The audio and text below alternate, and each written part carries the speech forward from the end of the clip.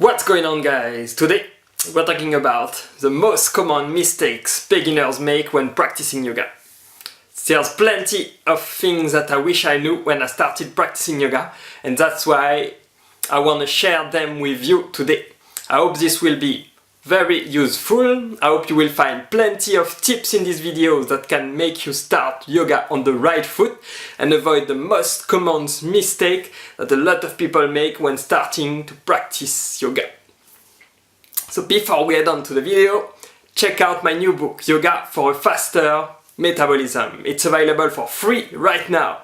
You can download it directly by following the link in the description box below. So make sure to check it out, guys. You will find plenty of beginners tips that will help you get in great shape, get fit, get plenty of calories, and also avoid the most common mistakes when starting out with yoga. So what are these mistakes that beginners make? Well, I know that I did plenty of mistakes when I started practicing yoga a few years ago. And I'm really sure that these tips will help you out. If you focus on these, you are sure to make the most out of your yoga practice. So the first tip that I have for you today is listen to your body closely. Yoga teaches acceptance, compassion, and self-awareness and mindfulness. It's very important that you keep an open mind and realize how you feel at all times. It's very crucial during a practice that you focus on your body, on your thoughts, on your emotions, and do what feels right for you. So this will allow you to progress faster, safely avoid injuries, and make sure that you enjoy your practice at all times. That's the second point, guys.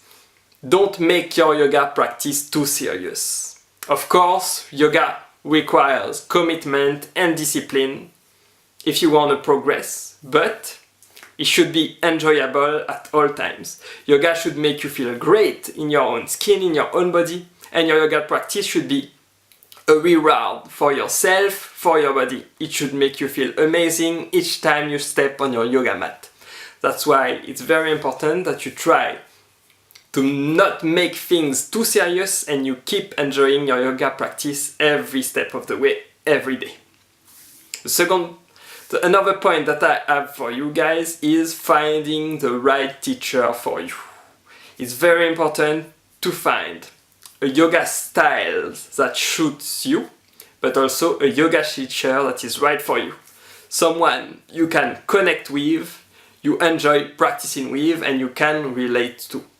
A great yoga teacher that is suitable for your needs, for your goals, for your type of practice will help you progress faster, feel great in your own body, make you enjoy your yoga practice even more.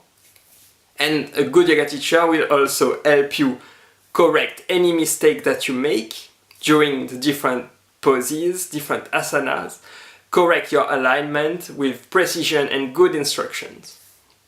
It also highly depends on what type of yoga you like. If you like slow-paced, fast-paced yoga, vigorous or intense workouts, or if you like to focus on emotional release, healing, enlightenment, or spirituality. There's plenty of different types out there and different yoga teachings that you can find out. So I highly recommend that you try many things out, many different things, and see what you prefer and what feels best for you. So another point that I have for you today is yoga should be practiced on an empty stomach. If you want a highly vigorous workout and a good exercise, physical exercise, practicing different poses such as arm balances, twist, back bends, inversions, it's very important that you practice them on an empty stomach when your digestion is completely finished. You will feel very uncomfortable practicing challenging and difficult poses if you're still digesting food. If you still need the nutrient, if you need a high amount of blood for your stomach to process food, then you won't have enough energy and blood flow for your muscles to practice the yoga asanas. So that's why a good time to practice yoga is right after you wake up in the morning, before eating anything. Just drink plenty of water and head on to your yoga mat. That's why that's one of the best tips that I can give you today. Yoga should be practiced on an empty stomach. If you want to practice yoga in the evening, make sure that you have at least 3 to 4 hours between your meals and your yoga practice. This will allow your body to digest your previous meal and have an empty stomach with the digestion completely finished when you start the practice. I know it might be quite difficult, but it's very important to make your yoga practice enjoyable, to reap all its benefits and reach your full potential, that you follow this rule very closely. So what kind of other tip I can give you today, guys? For beginners, to avoid any other mistakes, it's important that you keep in mind that yoga is not just a physical exercise. It's more than just another fitness or workout routine. Yoga is much more than that. It's also physical. Yes, I can give you that, but yoga is not just a physical practice, it's also mental and spiritual. Yoga aims to unite your body, your mind, and your soul together in preparation for higher spiritual possibilities. It is full of healing and enlightenment. It's a quest and a journey. It's a lifestyle that will lead you to self-discovery. Yoga uses physical poses, yes, that can make you sweat, engage your muscle. You can gain plenty of strength, flexibility and stamina while practicing yoga. But yoga also includes breathing exercises, deep relaxation and meditation. It includes introspection, it raises self-awareness and mindfulness, conscientiousness.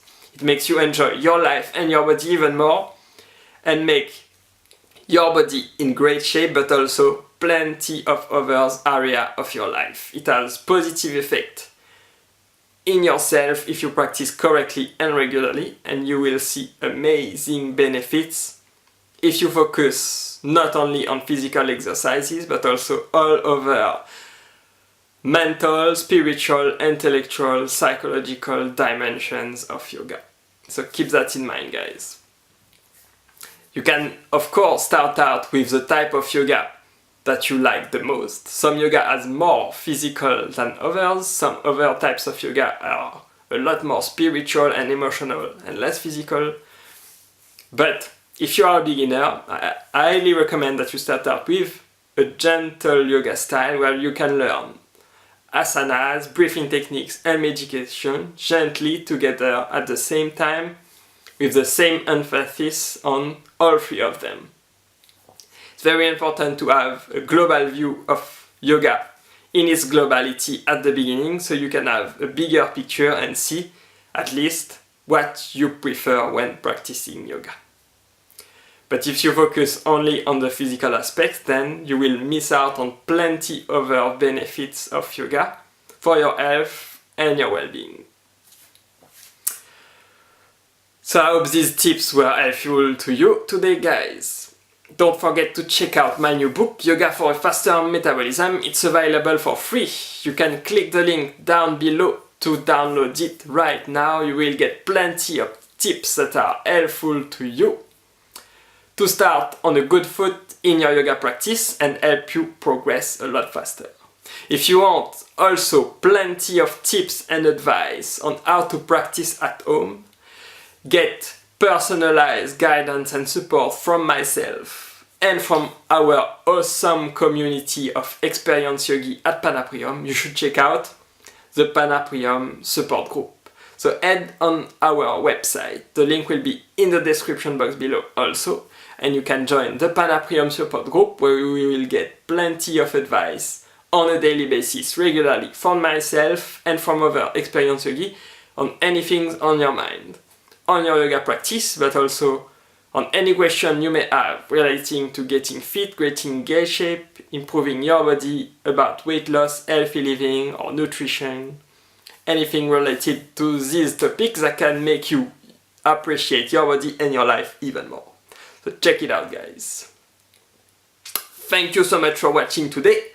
I hope you enjoyed this video. Don't forget to subscribe to our channel, like and share this video to a friend if they might find it useful. And I will see you tomorrow.